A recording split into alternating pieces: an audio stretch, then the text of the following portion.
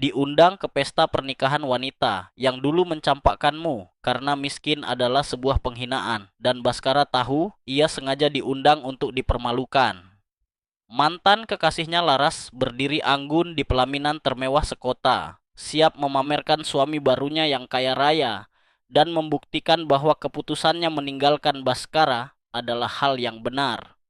Namun, ada satu rahasia besar yang tidak Laras ketahui malam itu.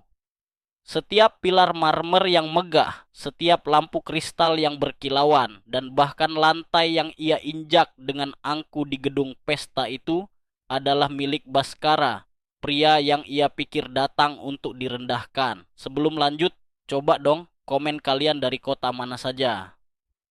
Kalau ada kritik dan saran meskipun pedas, jangan lupa sampaikan dalam komentar ya. Oke, lanjut ya. Langit Jakarta sore itu berwarna jingga, pekat terpantul pada dinding-dinding kaca gedung pencakar langit yang seolah berlomba menyentuhnya.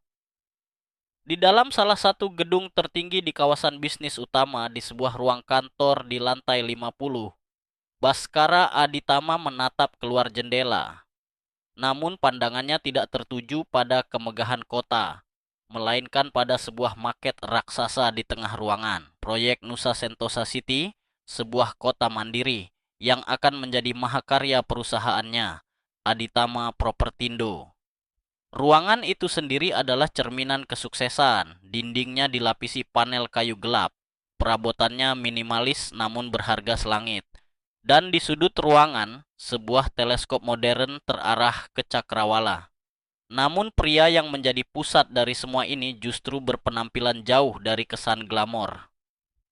Baskara atau Bas hanya mengenakan kemeja katun lengan panjang berwarna biru napi yang digulung hingga siku dan celana bahan berwarna kaki. Wajahnya yang tenang dan tatapannya yang tajam menunjukkan fokus seorang pemikir, bukan seorang raja yang duduk di singgah sananya. Ketukan pelan di pintu membuyarkan konsentrasinya.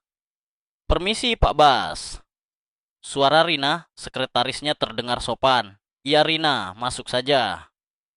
Rina masuk dengan langkah hati-hati, membawa sebuah tablet dan sepucuk surat di tangannya.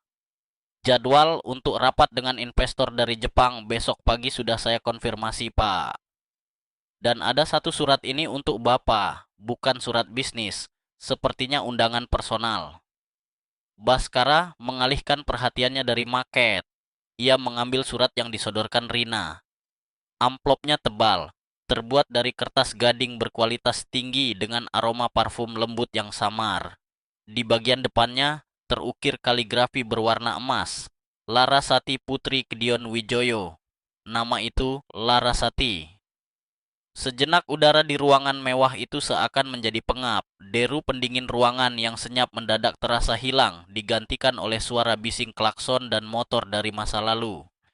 Jemari Baskara yang memegang undangan itu menegang. Klakson Metro Mini bersahutan dengan teriakan pedagang asongan. Malam itu, udara Jakarta terasa panas dan lengket. Di sebuah warung tenda pecel lele di pinggir jalan, seorang pemuda kurus menatap nanar gadis di hadapannya. Itu Baskara. 8 tahun yang lalu, bajunya sedikit kusam dan wajahnya lelah setelah seharian bekerja serabutan. Di seberangnya, Larasati Putri mengaduk es tehnya tanpa minat. Wajahnya yang cantik tertekuk masam. "Bas, kita harus realistis," kata Laras akhirnya, suaranya terdengar tajam di antara kebisingan jalan. "Realistis bagaimana, Ras? Aku sedang berusaha. Aku janji kasih aku waktu," jawab Baskara. Suaranya memohon. Laras tertawa sinis. Tawa yang membuat lele goreng di piring Baskara terasa seperti abu. "Waktu sampai kapan? Bas, sampai kita tua dan tinggal di kontrakan sempit. Aku nggak bisa hidup kayak gini terus. Cinta aja nggak cukup buat bayar sewa rumah, buat beli baju bagus, buat makan di tempat yang layak." Ia menatap Baskara dari ujung rambut sampai ujung kaki dengan pandangan merendahkan.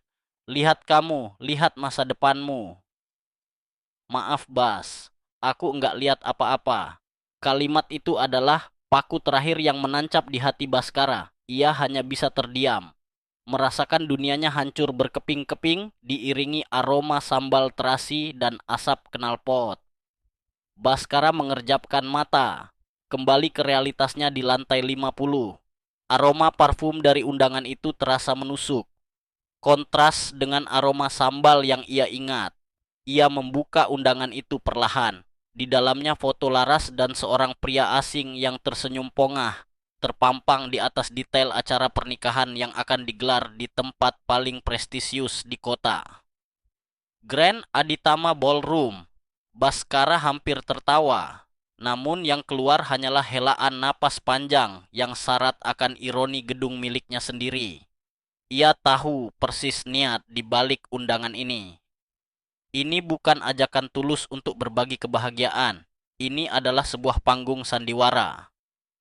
Laras yang mungkin mendengar kabar bahwa ia masih hidup biasa-biasa saja dari teman-teman lama pasti ingin memamerkan kemenangannya. Menunjukkan pada Baskara dan dunia betapa tepat keputusannya 8 tahun lalu dengan menikahi pria kaya di gedung termewah. Pikiran pertamanya adalah membuang undangan itu ke mesin penghancur kertas.